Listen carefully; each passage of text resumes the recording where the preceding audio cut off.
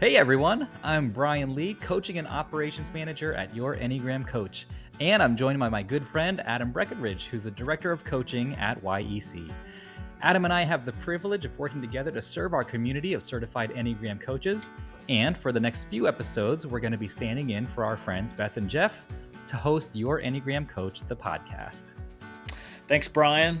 It is our mission to help you see yourselves with astonishing clarity so you can break free from self-condemnation, fear, and shame by knowing and experiencing the unconditional love, forgiveness, and freedom in Christ.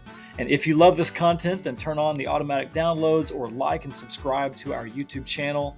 Also, share this with someone who would enjoy or benefit from this content. That's right. And on this episode of the podcast, we're going to be talking about how we can use the Enneagram to get along with our coworkers. And now, some of you may be mentally checking out because you're thinking, I'm a stay-at-home mom, or I run and own my own business, or some other disqualifying thought. And I want to encourage you to hang in there with us, because even though this episode is titled and aimed at relationships with our coworkers, the beauty of the Enneagram is that it works in all of our relationships. That's right. Part of what makes the Enneagram wisdom so universal and applicable is that everything hinges on our relationships with others. And the Enneagram is the best tool we know of that helps us to see and know ourselves and others and relate to one another in a healthy way. We've often heard from lots of people who learn the Enneagram and suddenly feel like they've discovered a blueprint or an operating manual for life and how to do relationships. So, as you watch or listen to this episode, whether you're thinking of a boss, a coworker, a partner, a child, a friend, a neighbor, a family member, whoever it is, this episode is for you. Yep. So, Adam, you and I have both worked together, or we are working together, and we've worked in a number of different places, right? So, I've worked in churches, college campuses, Starbucks, retail, and more. How about you? Well, it's kind of like we're the same person, Brian, because I too have worked in churches, on college campuses, at Starbucks, and in retail. Amazing. I also worked for a couple of years for UPS while putting myself through seminary. But overall, I've spent, as you have, Brian, over 20 years in vocational ministry in some form or fashion. So that's primarily my background. Amazing. I knew we had some similarities, just not that much.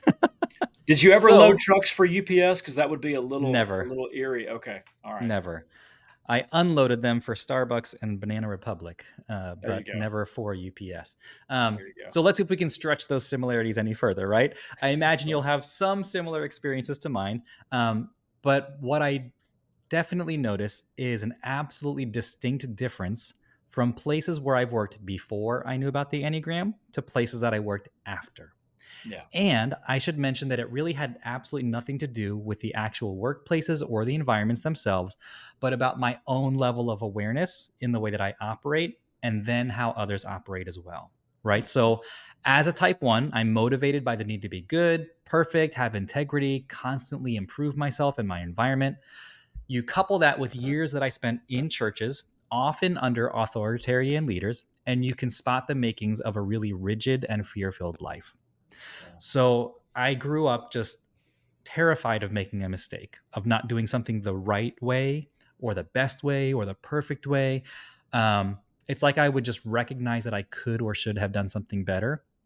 As a one, mistakes jump out at me as if to say, notice me, fix me, right? Imperfections, typos, errors. Somebody moved something in the room. That picture on the wall is hanging a little bit crooked.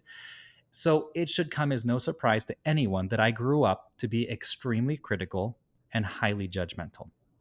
And it's not as if it was all one way, like coming out of me towards other people. What you have to recognize for ones is that all of that criticism and judgment is aimed at you first. And then when I can't take it anymore, it spills out on everyone else around me. So I genuinely thought it was helpful to other people to point out mistakes that they had made. And you can imagine it doesn't really go well or is received well. And once I finally entered the workforce, you can imagine that it wasn't easy for me to admit or own a mistake that I ever made. Being fully aware that I am making them all the time. It's usually easier to shift blame, to deny, or to work to fix it before someone notices that I made a mistake. And somehow I carried this assumption that if I make a mistake and admit it, that I will be fired. I don't know Mm. where that came from. It was just baked into me somewhere along the way. So here I am, a fully grown adult, pre Enneagram. At this point, I'm working in a church as part of a creative arts department, and we had a really big event.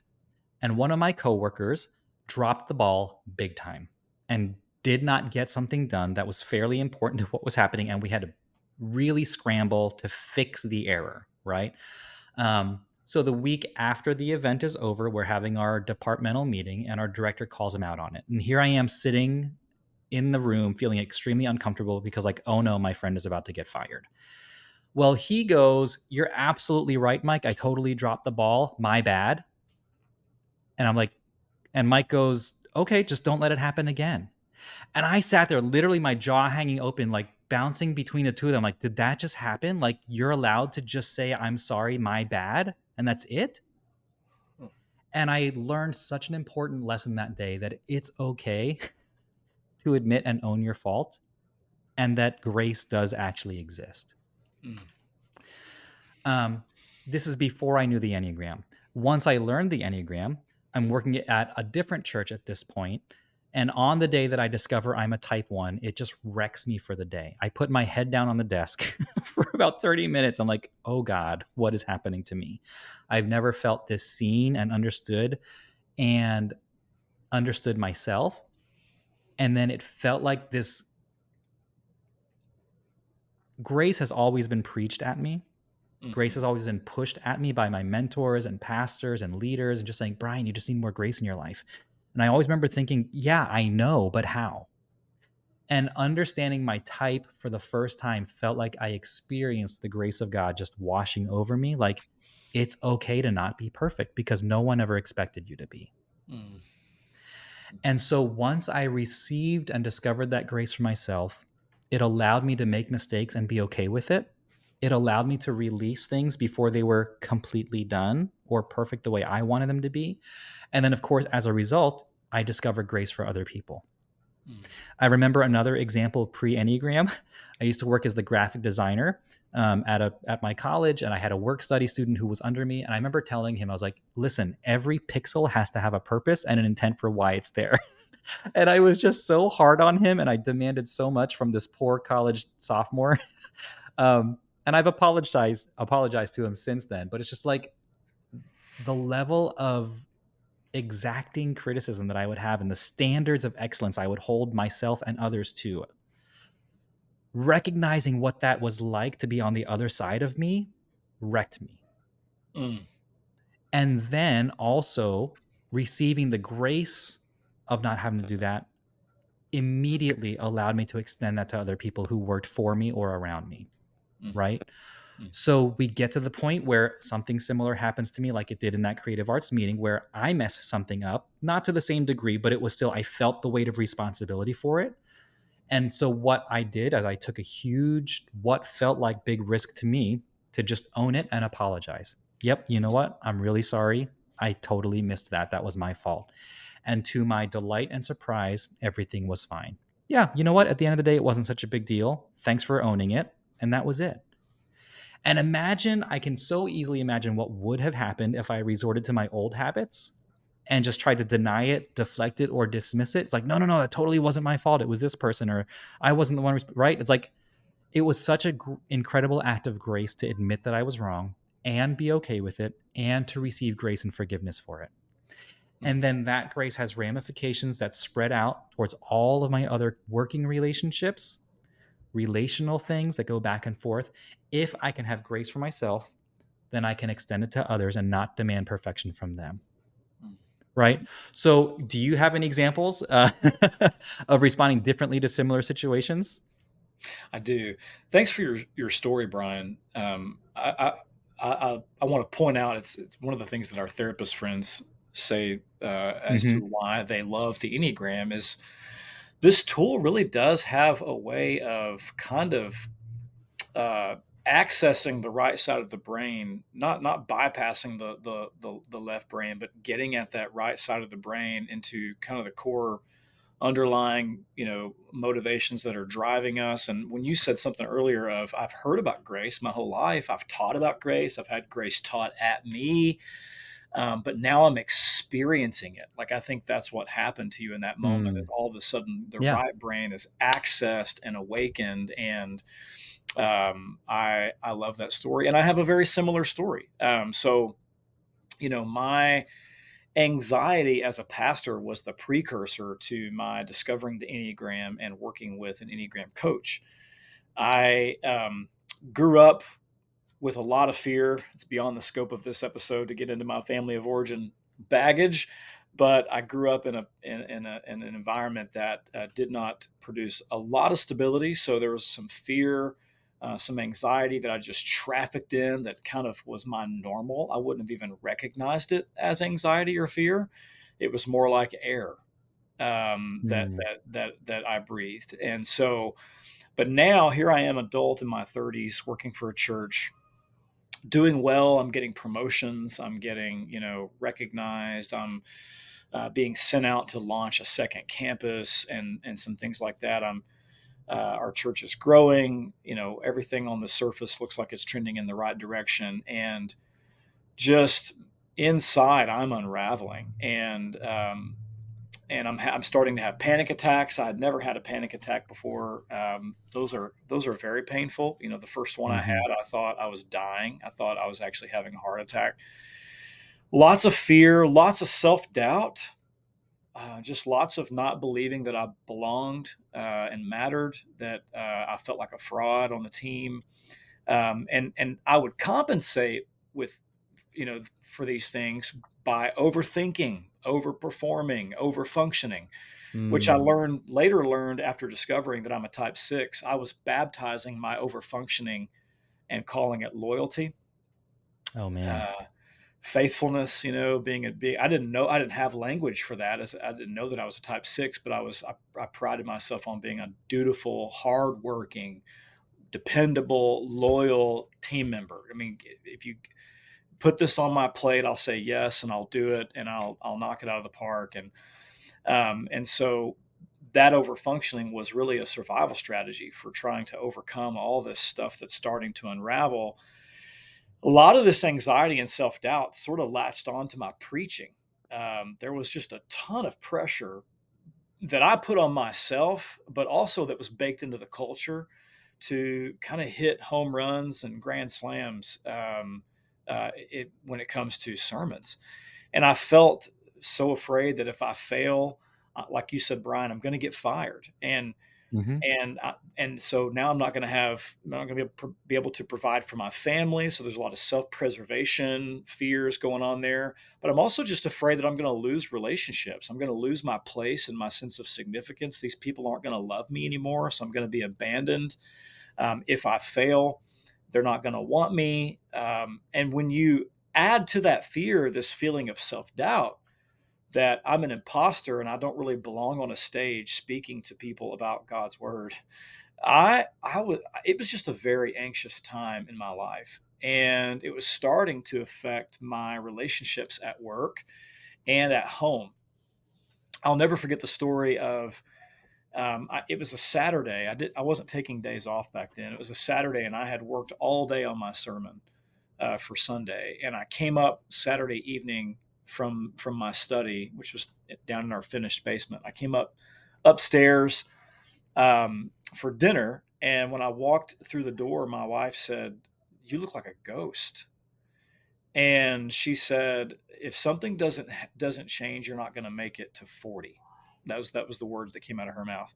Mm. So I came back. I talked with our team. Our team was like, "Yeah, we've kind of been trying to tell you this for a while, that you're not okay." And so reached out for help. Found an Enneagram coach, which I didn't know what the Enneagram was. Actually, this person was found for me. I was basically told, "You're going to work with this coach. This is going to be the guy that you're going to work with." And I remember the first call I had with my coach. He said, "Do you know what the Enneagram is?" And he sent me a link, told me to take this assessment. He said, "I want to go over your results with you." And I was skeptical initially about this thing. I did, I couldn't find it in the Bible. There wasn't a Bible verse about it, so it kind of scared me a little bit. Yep. And so we went through the whole typing process, and I discovered that I'm a type 6. And it was a rediscovery, in one sense, a rediscovery, but in another sense, a revolutionary discovery, a brand new discovery of God Yeah. and of myself.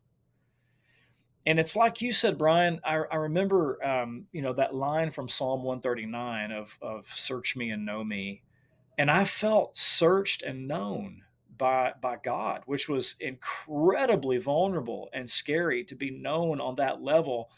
But I also felt it was crazy. I also felt accepted. Yeah. So I felt accepted. I felt God's acceptance through the compassionate gaze of my coach. I felt God's acceptance through the compassionate face of my wife as I began to share with her, like, I'm an Enneagram 6. And of course, my next move was, honey, you have to take the Enneagram. So it's like, Yeah. and I realized that she's a type 9. And so I felt accepted. And so it's like you said, Brian, I think I began to taste. It's like Jonathan Edwards, has he talked about there's a difference between the man who knows that honey is sweet because he has heard about honey and he's read about honey, and then there's the man who knows that honey is sweet because he's tasted it and experienced it Hmm. himself. And it was honestly, that's what it was like for me. It was like the gospel is now no longer just a left brain reality, but now I have this explosive new relationship with God that is experiential, and I have a knowledge that surpasses knowledge. And it's because of the way the Enneagram is such an effective tool for the gospel. So now here I am post Enneagram. I go back into pastoring and preaching and teaching. And is my fear fixed? No. Is my self doubt fixed? Absolutely not. The biggest difference, going back to work post Enneagram, is naming and befriending my fear. And so instead of shaming my fear, which I'd done, you know, most of my life, Hmm. because men aren't supposed to be afraid, right? That's sort of the cliche thing. Like, fear is a sign of weakness, and so I instead of shaming my fear, I embraced it as a place to meet with God. And instead of naming my fear as the thing that's wrong with me, it became kind of the doorway into intimacy with God, and not only intimacy with God, but it became the doorway into courage. So I feel like the Enneagram gave me permission to be afraid. Here I am preparing a sermon. I've got to stand up and preach, to 1,000 people. I mean, this is not a small church, and I'm going to admit that I'm afraid. I'm very afraid. I'm going to admit that I feel some self doubt, and I'm going to befriend these parts of me. And in the process, I'm discovering how courageous I am. So I would say, in short, I could go on and on about this, but because of this self clarity, with God's help, I'm able to have, like you said, Brian, much more compassion and grace for myself, which in turn has empowered me to show a lot more compassion and grace for others. And that's been the biggest difference the Enneagram has made in my life. Yeah, I love that. Thank you so much for sharing that too.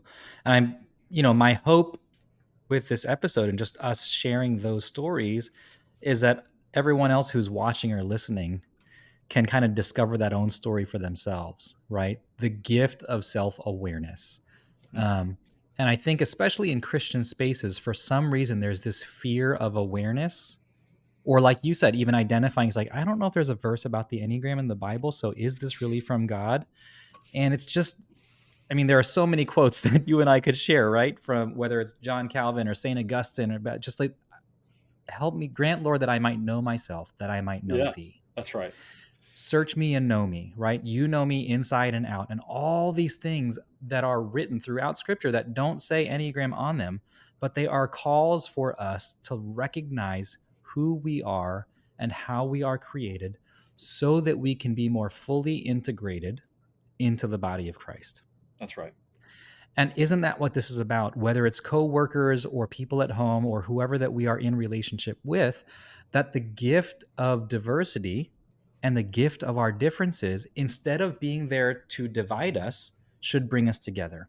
And when you have the level of awareness that you just shared, so really vulnerably, this idea of operating out of fear and learning how to befriend it, um, helps bring other people alongside you because we're not operating out of a self-preservation need to be on top or be in charge or to know everything, but it allows us to discover humility and say, hey guys, I need help.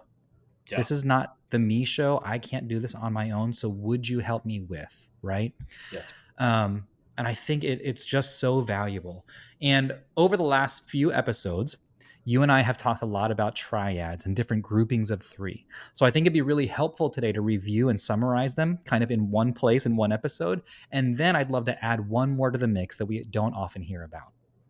Yeah, so let's start with centers of intelligence, which show how we take in and process information. They also reveal some common struggles and desires, and we'll move through these pretty quickly. So you have types 8, 9, and 1 in the body center, or sometimes people call that the gut triad. They process information by doing, they share a common struggle with anger and a desire for justice and autonomy. Then you have types 2, 3, and 4 in the heart center, who process with their feelings, share a common underlying emotional struggle with shame, and a desire for significant identity. They want to know that they belong and matter to someone. And then finally, we have types 5, 6, and 7 in the head center, who process by thinking, who share a common struggle with fear and a desire for safety and security. And again, what we want you to take notice of is just how differently we view the world. Also, I think we need to call attention to the fact that each type develops strategies in an attempt to overcome or compensate for those emotional struggles and those desires that they share within their triad. So, the centers of intelligence help us to name the internal motivations that are driving much of our behavior. So, the root that's producing a lot of the fruit, if you will. And Mm, when we can pause long enough to remember that, even and especially with our coworkers or people that you're doing close relationship with, our capacity for grace can expand so much. yeah, that's so good. Um, so that's centers of intelligence. And then we've also talked about stances, which are determined by our repressed center. They also show us our approach to other people and relationships and our orientation to time. So ones, twos, and sixes are in the dependent stance, which is also often called the dutiful or compliant stance. They are repressed in their thinking, which means they're not doing productive thinking. They're just overthinking all the time. That's me and you, right? That's right. Um, we move toward others, usually for affirmation of what we think we want to do, but don't want to take action on. And we're tethered to the present. It means normally, if it's out of sight, it's out of mind. We're just thinking kind of right here, right now. Compare that to threes, sevens, and eights in the assertive stance. They are repressed in their feelings because feelings take time, and I don't have time because I have too much to do. So they move against others, or more accurately, they stand independent of. They don't really care what other people think about what they're doing. They're just going to do it, right? And they're tethered to the future. They're kind of always looking ahead and planning ahead and just thinking so quickly to get there. And then we've got the fours, fives, and nines who are in the withdrawn stance. They are repressed in their doing, which doesn't mean that they don't do things. They're often doing things a lot. And every once in a while, it's the thing that actually needs to be done. They tend to pull away from or move away from others, and they're tethered to the past. And it doesn't mean they live there. It just generally means that everything that has meaning today can be connected to something else that they remember. Hmm. And so when it comes to the workplace, I feel like just understanding how we view time differently, even in the same room, can be a game changer. If you think of meetings where the assertive leader is casting vision for 6 months down the road, and then all the dependent people in the room kind of raise their hand, like, yeah, but how are we going to do that? Like, there's so many steps between here and there. And then all the withdrawn people are just thinking they're sitting, remembering the last time we tried that, right? And so instead of getting frustrated or lashing out at all the wet blankets in the room who just can't get on board, imagine a boss or a leader who would be able to recognize and appreciate how each type is seeing time differently. and then valuing the fact that some people who have no issue putting out their voice, while others require a lot more courage and energy to speak up. And so, Adam, can you just imagine the workplace if you and I had had this experience where we've been, where we recognize this for ourselves and each other, where maybe the loudest voices aren't always the ones who are rewarded or get their way. And maybe for the quiet ones, we value even more and give more weight to when they speak up rather than dismissing what they have to say. Oh, was it Mark Twain who said if we were supposed to talk more than we listen, we would have two mouths and one ear? Yeah. Like there's a reason why God gave us two ears and one mouth, and so I think it is so that we would listen to one another. Hmm. So yeah, can I imagine a workplace like that? Yeah, I think now I'm at a point in my life where I'm actually experiencing that, and so there's so much more empathy, there's so much more synergy, there's so much more camaraderie. I think because we have an ability to see and hear and understand one another. Yeah. So we've reviewed the centers of intelligence and stances, and now today we want to take a look at one more triad, and that is the relational triad. The relational triad shows how your childhood relationships form the expectations of your adult relationships. It helps you become aware of your unique expectations and needs in a relationship. By learning about this triad and how you relate to others based on your earliest relationships, it can give you a greater empathy and understanding toward your coworkers and others as you realize that not everyone has the same style and expectations as you. And by becoming aware of your relational strategies and expectations, you can bring them to Jesus so that you can begin to experience healing for your wounds and those false narratives that kind of plague you. And you can begin to find a peaceful balance. So, Brian, why don't you kick us off and take us through each triad? Love to. So, the first one is the frustration triad, and this includes ones, fours, and sevens. And the frustration triad is called that because they have an ideal in mind for how relationships should work, for how the world should work, and they know that they'll never really have it or reach it, so they constantly live frustrated. Doesn't that sound great? This is me. They know what will make them happy, and yet they rarely feel like they'll ever have it. And then the kicker is, even if they feel like they will obtain the object that they thought would make them happy, they're disappointed because it doesn't measure up to what they had hoped for or what they had built up in their mind. Mm, So ones, fours, and sevens in that frustration triad. Twos, fives, and eights live it in the rejection triad. And they feel like other people won't quite care for their needs, so they reject their own needs as well. So they use their gifts in hopes of not being dismissed in the future. They feel rejected because they don't believe other people care about their needs, which causes them to further deny their own needs. And then often they believe that they only have one gift. And so they use it in hopes of not being rejected by others again. mm, And then finally, the attachment triad includes threes, sixes, and nines. So they feel attached to something in order to get their needs met. So they adapt themselves to the important people or things in their life. And their sense of self is typically attached to something that they think will bring them fulfillment or that they perceive as good.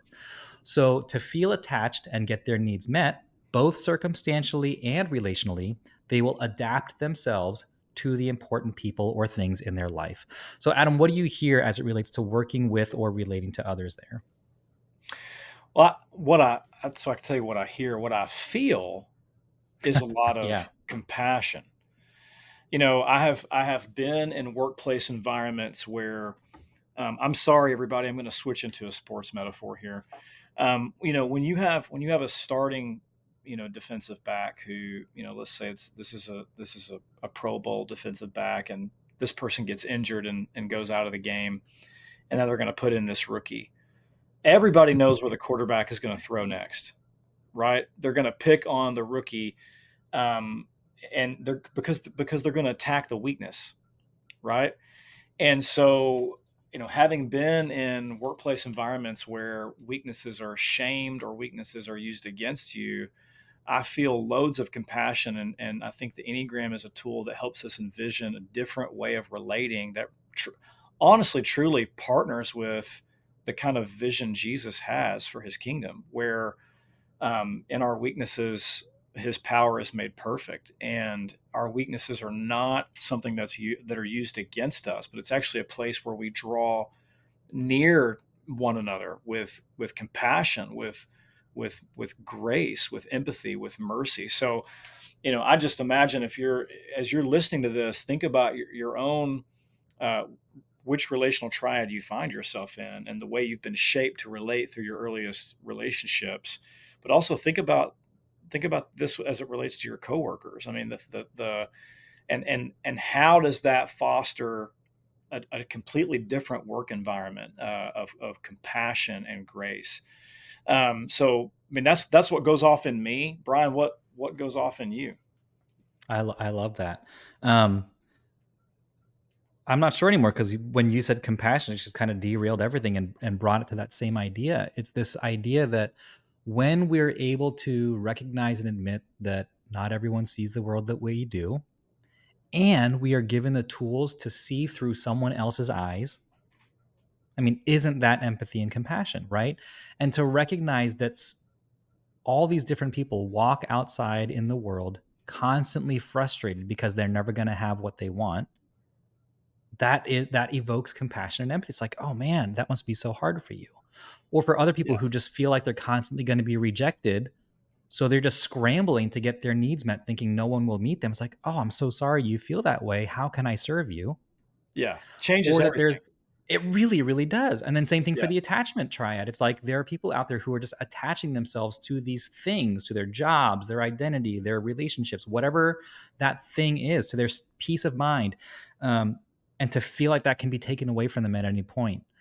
When we have the fuller view of where people are coming from, it is just so helpful. And like you said at the beginning, it offers that blueprint or that operating system for the way people work. And I think having that view of the centers of intelligence, of the stances, of this relational triad, um, while it can be helpful to recognize where other people are coming from, I think what is the most helpful, like we talked about at the beginning, is just recognizing where you're coming from. yeah, If you can yeah, just start there and identify which center you come from. You may not be familiar with your type. You may not be exactly sure, and you kind of go back and forth, and that's okay. yeah, It's just a starting point. And what I like about triads is that it simplifies things a little bit. Instead of having to pick out of 9, you can just pick out of 3 things. Am I yeah, operating out of my head, heart, or gut? yeah, Do I feel like and ask that question for each of these different triads. Um, and just recognizing where you're coming from helps you to recognize what you focus on. And we've yeah, heard so many other coaches and teachers say this is like when you see what you're always focusing on, you will also begin to see what you're constantly missing, right? If I'm constantly thinking about the future, I can start to recognize, oh, I'm missing what's happening right here because I'm always thinking forward, right? Or whatever that is. And I think that's the beginning of this journey of self awareness. So, in all of our relationships with our coworkers, with our peers, with our bosses, with our direct reports who may be under us and reporting to us, recognizing that my way doesn't have to be the only way all the time. And certainly there's accountability, certainly there's responsibility, certainly there's all these things. But what if we approach these things with a little more grace, compassion, and empathy in a way that makes room for our humanity, that makes room for our errors, that makes room for our personal lives, which we bring with us to work every day? And say, yeah, hey, this doesn't seem like you. Is everything okay? Instead of, yeah, oh, you missed this deadline, you're toast, right? yeah, yeah, Um, yeah, and I think, yeah, like you're saying, it gives us so much more room for that compassion. yeah, yeah. You have to do relationship with the people that you work with. Yeah. You don't, they're those people are not machines. They're not cogs in a wheel. And so, I think about Kurt Thompson's 4 S's of Hmm. people who just long to be seen, soothed, safe, and secure. So if I know these things, if I know that, okay, to feel attached and get your needs met, you're adapting yourself and becoming codependent with the boss, or with or with your direct report, or with me, or with whatever. It's like now I know how to, first of all, see you. I know how to relate to you in a way that soothes that fear. Like I can bring some comfort to that fear, and we can create a safe place for you to be honest about that. I mean, like I think that's what makes leadership and organizations truly thrive is when there is that kind of soil, relational soil Hmm. to the system. Yeah. So this is huge. This is huge. And so really, when it comes to relating and getting along with our coworkers, the Enneagram just offers so much wisdom and insight into how we operate and function so differently from each other. And I think the first real step toward getting along with others is simply by recognizing and owning the fact that we all do things differently, and that's okay. Yeah. It takes humility to own that and to know that we won't always get our own way. And isn't that like Jesus? I mean, we love that passage from Philippians 2 where Paul says, do nothing out of selfish ambition or vain conceit. Rather, in humility, value others above yourselves, not looking to your own interest, but each of you to the interest of others. So, whether we are the boss, the director, the manager, the direct report, or the peer, we're called to serve others and to value others above ourselves. And we're supposed to represent an upside down kingdom of servant leadership from the top down. And I think the Enneagram has the potential to work with the gospel as a tool to help us become these kinds of leaders. So, Brian, you want to add anything? I think just one last thing, because I think you said that beautifully. And it's this idea of that servant leadership. And I think for most people who are watching this, you're probably not the boss. A few of you may be, and that's wonderful. And some of us may be thinking, I would love to have that kind of a work culture where people are aware of themselves and of others and have this tool of the Enneagram to do it. But I don't know where to start and I don't know how to change it. And I would just say it starts with us. Mm-hmm. If you can just start with yourself, and one of the ground rules that I use when I'm coaching people or teams is just the very last one I say is do your own work, because it's easy to offer everyone else's Enneagram advice. It's like, hey, you're a type this, so you should do that. Well, that's not going to be received well. If we all will commit to doing our own work, to become more self aware, to recognize how we operate, it will automatically affect and improve all of our other relationships Yes. because we approach it from a place of humility, right? So I just want to remind everyone watching or listening that you can find more information about any of these triads or about the Enneagram on our socials at Your Enneagram Coach or on our website, yourenneagramcoach.com.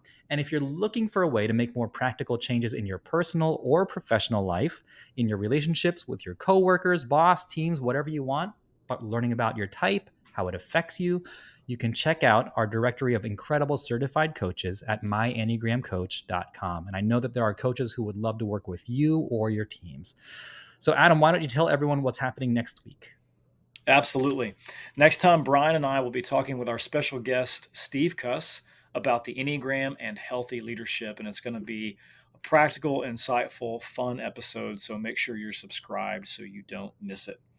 And remember, the Enneagram reveals your need for Jesus, not your need to work harder. It is the gospel that transforms us. Thanks for tuning in. We'll see you in the next episode. Bye, everyone.